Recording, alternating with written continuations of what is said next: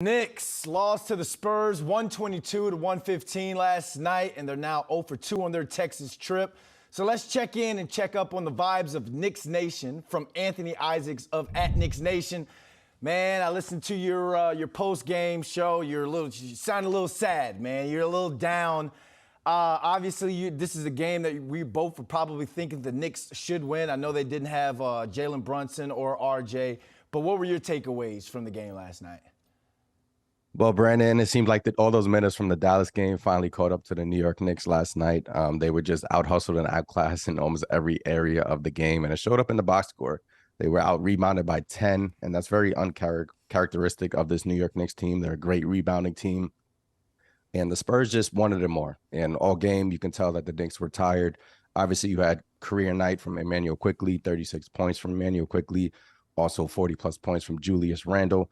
But it's unfortunate that the New York Knicks just lost again, especially to the Spurs team that were reeling at home.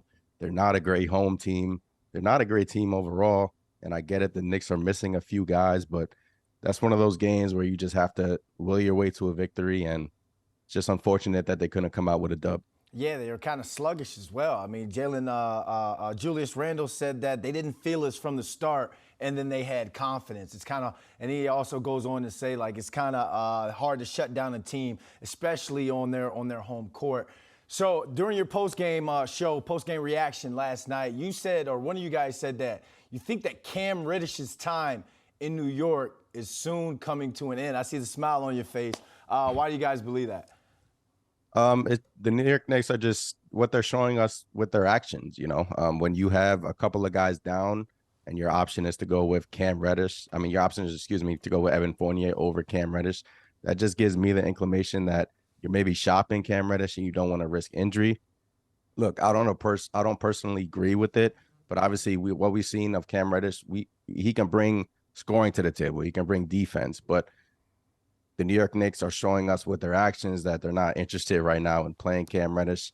And after I saw Tom Thibodeau go to Evan Fournier, I said to myself, look, the Cam Reddish's time is over in New York, and we should just move on from it because it's a tricky situation. It really is, because Cam Reddish is a great player, and he can bring offense, defense, and it's just over for him in New York. Oh, you said great, bro. Like we throwing the word great and GOAT around. All right. But let's get to the present now. All right, 8 straight wins.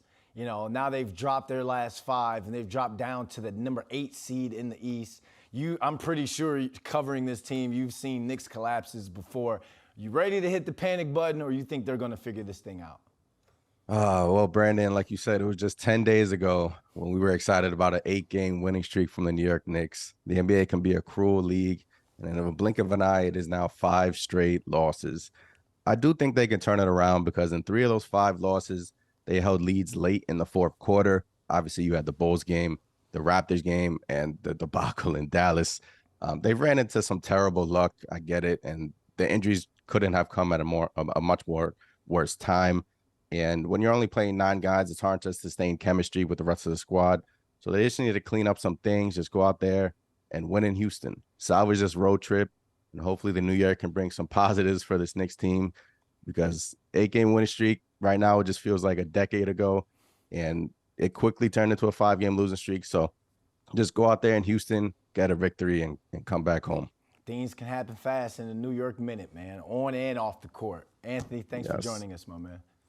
Brandon, I appreciate you. Thank you.